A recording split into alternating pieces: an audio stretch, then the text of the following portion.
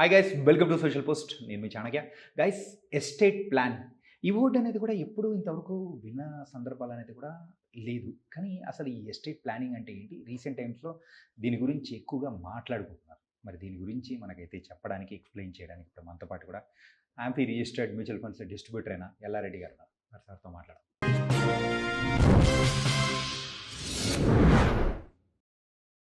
Hi sir, నమస్తే sir. Sir నమస్కారం అండి. ఎస్టేట్ ప్లానింగ్ అనగానే ఎవరికైనా చెప్పామనుకోండి రియల్ ఎస్టేట్ అండి అని. యా, ఎందుకంటే ఆ వర్డ్ అనేది చాలా మందికి, కానీ రియల్ ఎస్టేట్ ప్రతి ఒక్కరికి ఎంత ఇంపార్టెంటో ఎస్టేట్ ప్లానింగ్ కూడా ప్రతి ఒక్కరికి అంతకన్నా ఎక్కువ ఇంపార్టెంట్.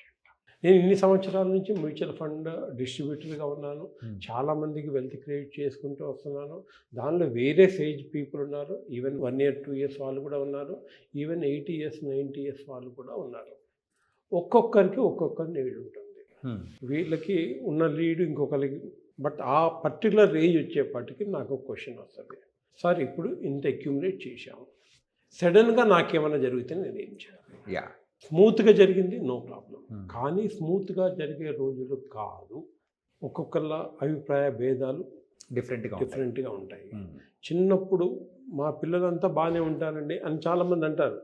Very good. కానీ చిన్నప్పుడు చిన్న బంతి గురించి, ఒక సీటు గురించి కొట్టుకున్న వాళ్ళు. సో అది మెల్లగా అది డెవలప్ అయినా కాకపోయినా మనం అంటూ కొన్ని జాగ్రత్తలు తీసుకోవాలి కదా. సో దాన్ని ఏం చేయాలి, ఎలా చేయాలి అని చాలామంది కస్టమర్స్ నన్ను ఇప్పుడు అడుగుతున్నారు.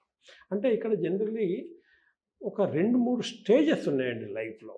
ఒకటి, మనము మన ప్రాపర్టీ అక్యుములేట్ చేయడం. ఒకటి రూపాయి కూడబెట్టడము, లేకపోతే లంసం పెట్టడము, ఇది అక్యుములేషన్ స్టేజ్. ఆ తర్వాత ఏంటి, ఒక స్టేజ్ దాటిన తర్వాత, అంటే 60-65 దాటిన తర్వాత ప్రిజర్వేషన్ స్టేజ్. అంటే నథింగ్ బట్ అక్యుములేటెడ్ దాన్ని కన్జర్వేషన్, దాన్ని తగ్గకుండా అది అటు ఇటు వేరే వాళ్ళ చేతుల్లో పడకుండా మనము కన్జర్వ్ చేసుకోవడము, దాన్ని ఇంకా కరెక్ట్ అండ్ సేఫ్ గార్డింగ్ చేసుకోవడం, అది సెకండ్ స్టేజ్. అది దాటిన తర్వాత సడన్గా ఏమన్నా జరిగితే ఏ కాన్ఫ్లిక్ట్ రాకుండా నాకున్న టోటల్ ప్రాపర్టీస్ని నా నెక్స్ట్ జనరేషన్కి ట్రాన్స్ఫర్ చేయాలా అన్న అవసరము ప్రతి ఒక్కరికి ఉంటుందా? ఉంటుంది. ఇది మనకి అక్కడ ఎస్టేట్ ప్లానింగ్ అని కొన్ని రూల్స్ ఉన్నాయి. సో జనరల్లీ దానికి సంబంధించిన ప్రొడక్ట్స్ మనము ఎట్లా డిస్ట్రిబ్యూట్ చేయాలి అని ఉంటుంది. దానికన్నా ముందు అసలు ఎస్టేట్ ప్లానింగ్ అంటే ఏంటి అంటే, ఎనీథింగ్ యూ ఓన్ టుడే దాన్ని ఎస్టేట్ అంట. మీకు ఏమున్నా ఈరోజు, ఒక బైక్ ఉంది, దట్ ఈజ్ యువర్ ఎస్టేట్. కొంచెం ల్యాండ్ ఉంది, దట్ ఈజ్ యువర్ ఎస్టేట్. అంటే ఒక ల్యాండ్, పొలం ఉంది, అది కూడా మీకు ఎస్టేట్. Whatever you are having today your estate. Okay.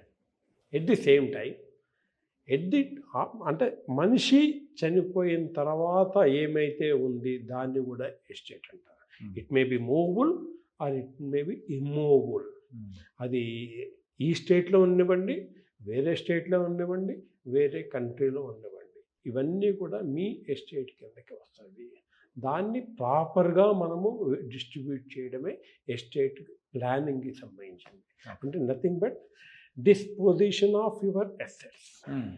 అంటే డిస్పొజిషన్, మీ పొజిషన్ నుంచి వేరే పొజిషన్కి ఇవ్వడం. ఉన్నదాన్ని కరెక్ట్గా తెలుగులో చెప్పాలంటే, ఉన్నదాన్ని మీ వారసులకి సక్రమంగా మీ కోరుకున్న విధంగా వేరే వాళ్ళకి ఇవ్వడం, ట్రాన్స్ఫర్ చేయడం. అంటే ఈ ప్లానింగ్ చేయలేదనుకోండి, ఈ రోజున కోర్టులోకి వెళ్ళి ఏదన్నా ఒక కోర్టులోకి వెళ్ళి ఒకరోజు మీరు అక్కడ కూర్చుంటే ఫ్యామిలీ ఎట్లా పోట్లాడతారు, ఫ్యామిలీ సిస్టమ్ ఎలా బ్రేక్ అవుతుంది అనేది మనకి తెలుసు. కోర్టులో అంతమంది అన్ని పాడు చేసుకొని, టైం అంతా వేస్ట్ చేసుకొని, డబ్బులు ఖర్చు పెట్టుకొని, రోజంతా ఆ టెన్షన్ తోటి అక్కడ ఎందుకున్నారు అంటే, వాళ్ళ ఫస్ట్ జనరేషన్ వాళ్ళు ప్రాపర్గా ఈ ఎస్టేట్ ప్లానింగ్ చెయ్యలేదు. ఓకే. ఆ రోజున ఒక్కరోజు ఖర్చు పెట్టి కరెక్ట్గా ప్రాపర్ ఎస్టేట్ ప్లానింగ్ చేశారంటే వాళ్ళకి ఆ ఇబ్బందులు ఈ రోజున ఉండవు. సో దీనిలో మనకి అంటే ఇంకొక రకంగా చెప్పాలంటే, ప్రతి ఒక్కరు ఇన్సూరెన్స్ తీసుకుంటారండి. అంటే మీనింగ్ ఏంటి, నేను లేని టైంలో నాకు వచ్చేది. అంటే ఎప్పుడో ఒకప్పుడు లేదు అన్న గ్యాప్ అనేది ఉంటుంది కదండి. ఇక్కడ కూడా సేమ్ క్వశ్చన్, ఎప్పుడో ఒకప్పుడు మనం వెళ్ళిపోతాము, ఈ ప్రపంచాన్ని వెళ్ళిపోతాము. ఆ రోజున మనకున్న దాన్ని వేరే వాళ్ళకి ఎలా డిస్ట్రిబ్యూట్ చేయాలి అనేది మనం చేసే పని. ఓకే. దీనికి చాలా ప్రొడక్ట్స్ ఉన్నాయి. అంటే జనరల్లీ ఇది చేయకపోతే ఏమొస్తుంది అంటే లీగల్ ప్రాబ్లమ్స్ వస్తాయి. First of all family relations break అవుతాయి. సో ఇవన్నీ లేకుండా చేయాలంటే అంటే ఫ్యూచర్లో ఉన్న కాస్ట్స్ కూడా పెరిగిపోతాయండి. ఇప్పుడు ఊరవతల ఎక్కడో ల్యాండ్ ఉంది, మనం ఉన్నాం, మనకు తెలుసు. ఈరోజు పిల్లలు అమెరికాలో ఉంటారు, వాళ్ళకి తెలియదు. ప్రాబ్లం వచ్చేస్తుంది. ఇక్కడ చిన్న ఏదన్నా ప్రాబ్లం వచ్చిందనుకోండి, లిటిగేషన్ ఏమన్నా వచ్చిందనుకోండి, మీకు కూడా ఫైట్ చేసే కెపాసిటీ అనేది 60వ సంవత్సరంలో మీకు ఉంటుంది.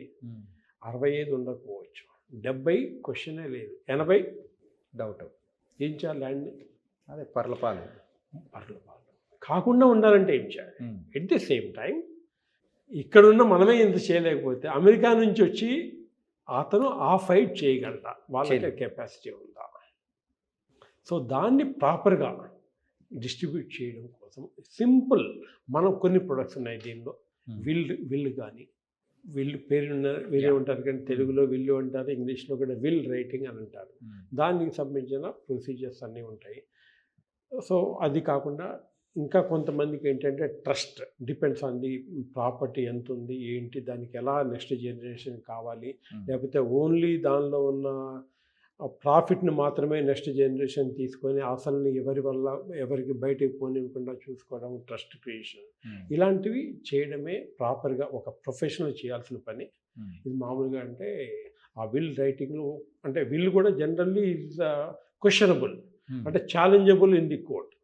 అదే ట్రస్ట్ అయితే it may not be the challengeable in the court.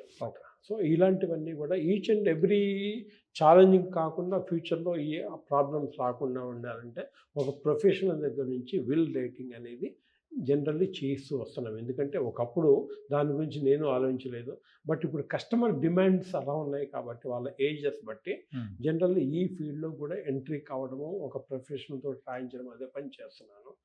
So చాలామందికి ఈ అవసరం ఉంది. ఈ రోజున రియలైజ్ అయ్యి దీని గురించి మీరు ఆలోచించుకొని ఎక్కడో అక్కడ మీరు చేయించుకోవడం అనేది చాలా ఇంపార్టెంట్. ఓన్లీ బేసిక్స్ మాత్రమే టచ్ చేశానండి. ఇంకా ఫర్దర్ సిరీస్లో దీని గురించి కొంచెం ప్రొఫెషనల్ వేలో మళ్ళీ ఎక్స్ప్లెయిన్ చేస్తాను. Sure sir. అసలు ఎస్టేట్ ప్లానింగ్ అంటే అది సక్రమంగా తర్వాత తరాలకు మనం అందించడమే అన్నమాట. దానివల్ల ఇప్పుడు మనం చూస్తున్నాం సివిల్ కోర్టులో ఎన్నెన్ని డిస్ప్యూట్స్ అండ్ అన్నదమ్ములే గొడవలు పెట్టుకోవడము ఇవన్నీ చూస్తుంటాం. అలాంటిది ఏం లేకుండా ప్రాపర్గా నీట్గా జరిగిపోవడానికి estate planning. So nice and very very informative information sir. Thank you so much.